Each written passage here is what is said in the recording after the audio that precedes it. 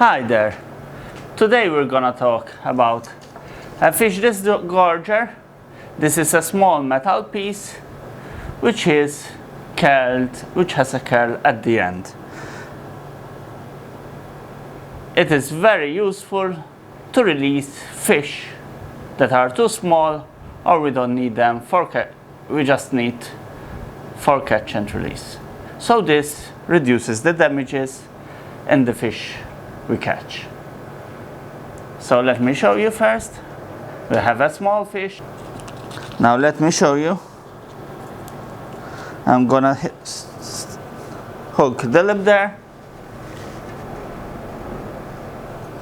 I'm gonna pass the line through the loop. I'm gonna keep tension on my line till I arrive at the mouth. I'm in contact with the arch of the hook, push inwards and then get it out slowly.